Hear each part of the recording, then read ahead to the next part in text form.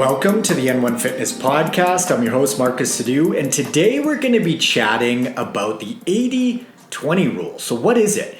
Originally, you may have heard of the 80-20 rule as the Pareto principle, which states that for a lot of things, 80% of the outcomes result from 20% of the input. So basically, it's a push to focus on the basics or actions that give you the most bang for your buck. Now, when it comes to nutrition specifically, the 80-20 rule is the idea that you eat healthfully 80% of the time and you eat whatever you want 20% of the time. So not exactly the same as the Pareto principle itself, but an approach nonetheless. Now, the tricky thing with implementing the 80-20 paradigm when it comes to nutrition is, how do you choose to break those numbers down? Does that mean that you eat healthfully for 8 days and then you eat whatever you want for 2 days? Does it mean you eat 8 healthy meals and then 2 unhealthy meals? Does it mean you eat 80% of your calories from healthful foods and 20% from whatever foods you'd like? There are so many ways someone could choose to interpret 80-20, and the truth is, most folks that say that they use or implement the 80-20 rule around nutrition aren't actually tracking anything. They're just like, yeah, well, I eat well about 80% of the time. 80-20 rule, right? 20% of the time I eat whatever I want. And the first question that pops into my head is, how do you know that you're eating well 80% of the time?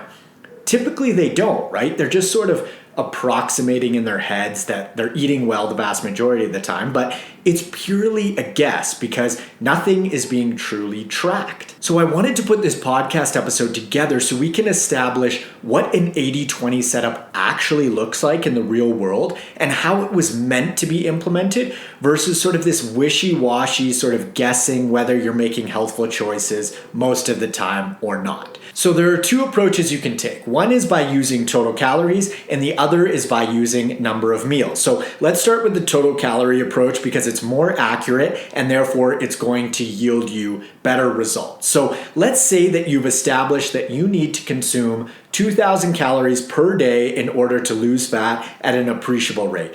80% of 2,000 calories is 1,600. So with this setup, you're going to eat 1,600 calories from single and minimal ingredient whole foods, which are super healthy, and then you've got 400 calories left over to fill in however you'd like. So those could come from ice cream, donuts, chips, whatever, or you could just eat more healthful food if you wanted to. Your call. You could also use this same calorie-based approach from a weekly angle instead of a daily angle. So 2,000 calories per day over the course of 7 days is 14,000 calories for the week, and 20% of 14,000 is 2,800. So if you really wanted to, you could eat a little less, say Monday through Saturday. So those days could contain 1,866 calories more or less from single and minimal ingredient whole foods. And then on Sunday, you could eat your whole 20% for the week, which is 2,800 calories from whatever types of foods you prefer. The breakdown at the end of the week is the same in both approaches. It's just going to depend on which sort of setup that you prefer. So those are the options in regards to the 80-20 approach in terms of total calories. On the other hand, with the meal-based approach, let's use 3 meals per day because that's how most folks choose to eat. So 3 meals per day over the course of 7 days is 21 meals, and 80% of 21 meals is 17. So you're gonna eat 17 single and minimal ingredient whole healthful food meals, and 4 meals can come from whatever foods that you'd like. Now, why did I mention that the total calories approach is going to be more accurate and yield you better results? Because in the calorie approach, you're staying within your calorie budget every day no matter what, because you've established that you can drop body fat on 2,000 calories per day. But with the meal approach, you're just eating quote unquote healthy meals 80% of the time. But for the remaining 4 meals where you eat whatever you'd like, who knows how many calories those meals are going to have, right? If you're not tracking it.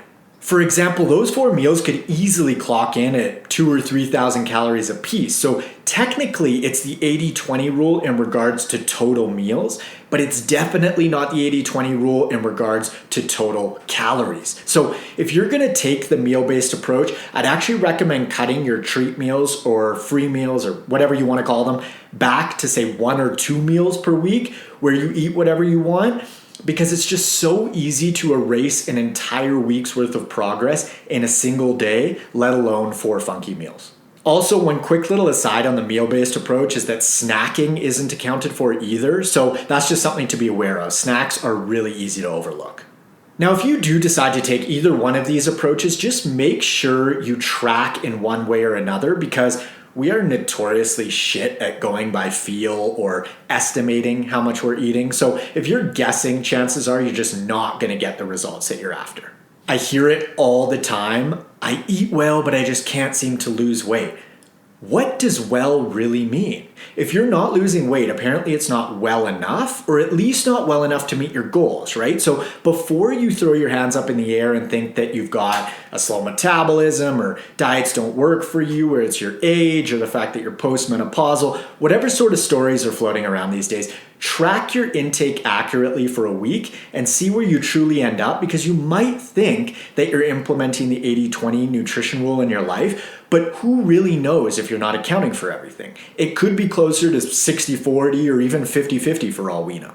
I'll use myself as an example. I remember I used an approach years ago where I ate really well for 6 days a week, and then I had a cheat day where I ate whatever I wanted, and I made very little progress because I overcompensated so much on my one Sunday cheat day that it erased any progress that I would have made over the course of the whole week.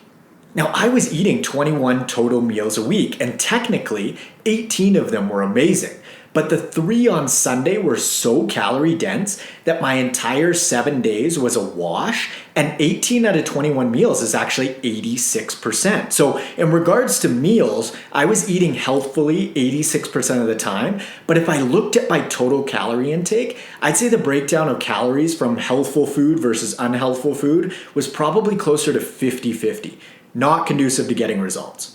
So the take-home points, the total calories approach around the 80-20 rule is going to be the best route to take because you're keeping total intake in check and you're still providing yourself with room to have some treat foods. Now, if you're a moderator, I'd recommend the daily approach to the 80-20 rule. So in the example, that would be 1,600 calories from healthful foods and 400 calories from whatever you'd like. If you're more of an abstainer, I'd recommend the weekly approach where you eat super healthfully Monday through Saturday, and then you have your 2,800 calories from whatever foods you'd like all at once. If you don't know what a moderator or an abstainer is, go back and listen to episode number 67 titled, "Is Eating Everything in Moderation the Right Fat Loss Approach for You?" It's also worth noting, neither approach is better than the other for everyone when it comes to moderating or abstaining.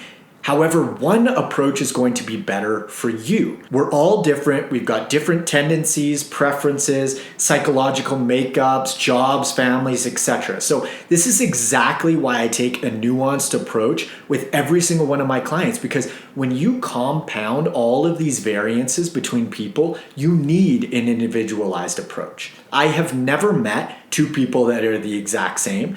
2 of my buddies are actually fraternal twins, and sure, they have similarities, but man, are they ever different humans. So again, there is no right or wrong approach necessarily. Implement something that works best for you, your goals, and your lifestyle. If you'd like to apply for one-on-one nutritional coaching and or workout programming with me, you can click the link in the show notes below or head on over to n1fitness.com/coaching. Follow me up on Instagram, guys, at n1fitness, and friend me on Facebook at Marcus Sidhu. Thanks so much for listening, and I will catch you on the next episode. See ya.